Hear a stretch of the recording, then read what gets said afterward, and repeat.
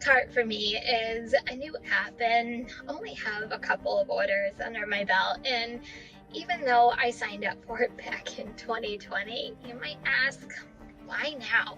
Well, I'm always trying to gain more money, and as a multi-apper, adding apps to my mix really helps me when there's non-peak times on my food delivery apps and gives me some extra money to get to my goals just a little quicker.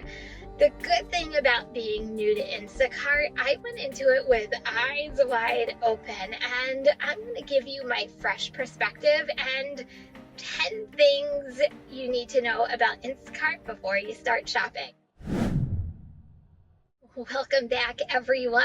It is Kim from Kim's Side Money Plans. I'm here for the RideShare Guy. There are drivers out there who use Instacart daily and make some really good money.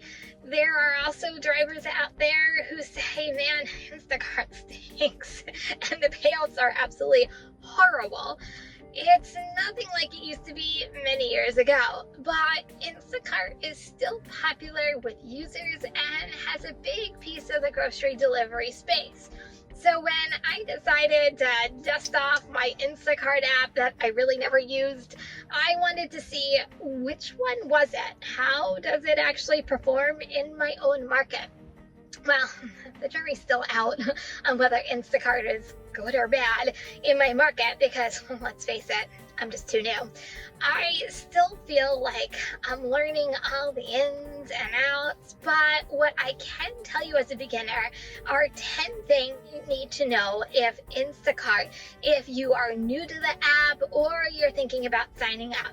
You are going to want to stick around until the end because the last one will definitely help you make smart decisions and also more money. Let's get into it. Number one, if you see a good order, the quicker the better, because orders are in a pool with other drivers and get sent to multiple phones. The old saying, if you snooze, you lose. Yep, that's definitely the case here. Man, orders go quickly as they come in, especially if they're really good orders. But if you see orders that are sticking around, there's a chance and there's a reasons why they're still there. So number two, when making decisions on an order, know the miles shown are only from the grocery store to the customer's house, not total miles where you currently are. Like other gig apps such as DoorDash and Uber Eats, they're not calculated. You actually have to calculate your own total trip and if it's going to be worth it. Number three, when you are shopping for meats or produce, keep the weighted items close to the weight that the customer suggests, because if you actually go with a smaller weight, you're going to be shorting yourself a tip because it's all weighted versus how much the item is. So if you're shorting the weight, you're shorting the money and you're shorting yourself a tip. Number four, take screenshots of your offer screen before you take your order. Someone actually gave this advice to me because it happened to them, and you know what? Now it happened to me the other day. I actually accepted an order for $17. It was only 9 items, so I took it. Well, when everything was said and done, they actually only gave me $14. There were no substitutions, and the customer tip actually stayed the same. So only thing I had to do was actually call support and they fixed it, but they fixed it because I had a screenshot. Call it CYA. Number five, if you're just like me and you're just starting out and you're not familiar with the app or even your surrounding supermarkets, start with a single batched order until you get better and quicker at shopping the orders. 2 or 3 batches can really get complicated, and being overzealous because you like the payout can really be a disaster of an order. And customer service wise, and it adds more anxiety for you as a shopper. I always say, walk before you can actually run. But you know what? This is a good segue into my next one. So number 6, start with the stores that you know and personally shop at. And that way you get to learn the app because you know the supermarkets. When I started out, I took orders in the 2 grocery stores that I personally shop at, and I know like the back of my hand. Like even if I wasn't familiar with the items that they were actually asking me to shop for, probably I knew in the general aisle that it actually might be located. And you know what? It's okay to ask the associates for help. I do it all the time. They know the store far better than I do. It's okay to explore other stores because you know what? That's how you learn. But expect for it to take a little longer as you go aisle by aisle looking for some of those items. Number 7, try to quickly look at the items that you are shopping for in the offer screen before taking the batch. It could definitely make a difference if you accept the order or don't take the order. You want to know if the 5 items you are actually shopping for are 5 cases of water or 5 loaves of bread. Which one would you rather do? Me personally, the 5 loaves of bread. If you do accept the order, try to pick out like 2 or 3 items on the list that are easy and you know where they're at before you even start. It actually will cut down on your shop time if you already have them before you start your shop. Number 8, man, communication is the key to good ratings, and you have to maintain good ratings on the Instacart app to really get the best offers.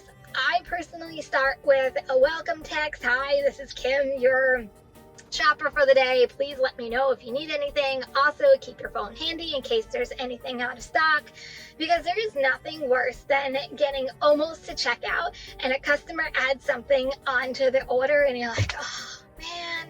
But communicate when you have to, including substitutions. But you know what? Don't be extremely overbearing that it's to the point where it has the adverse effect. I also like to text my customer at the end that it was a pleasure shopping for them, and you know what, have a wonderful day. I hope I get to shop for you again soon. You know, good customer service ratings is about being personable and simple, pleasant interactions.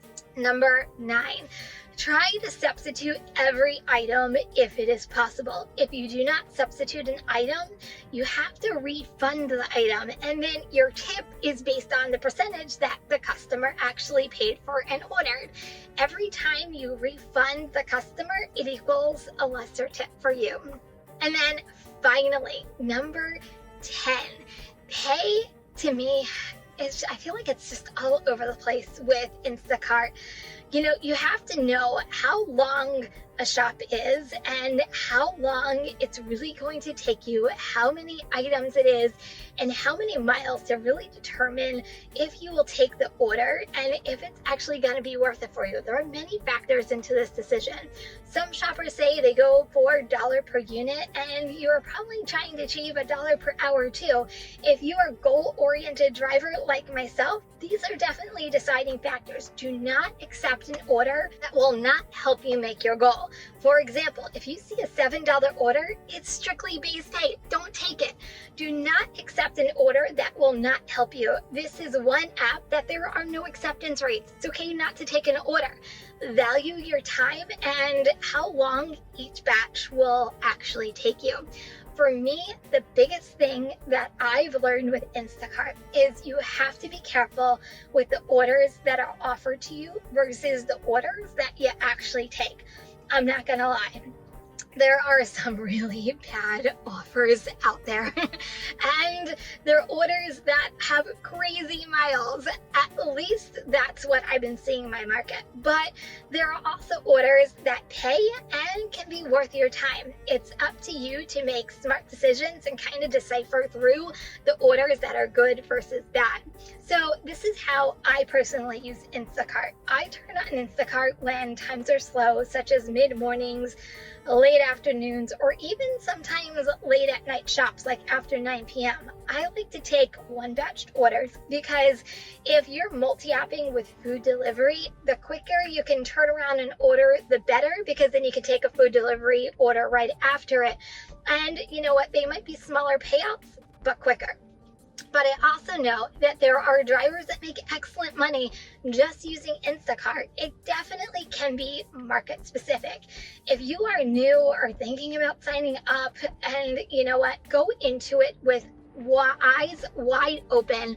Start small and then work your way up. And I think that's going to be the way that you're going to be successful. Let me know, what else as an experienced driver would you put on this list that you want to give some advice to some new drivers out there for Instacart? And is it still good in your own market, or are you struggling to find those good orders to take? I feel like it depends on what market you live in.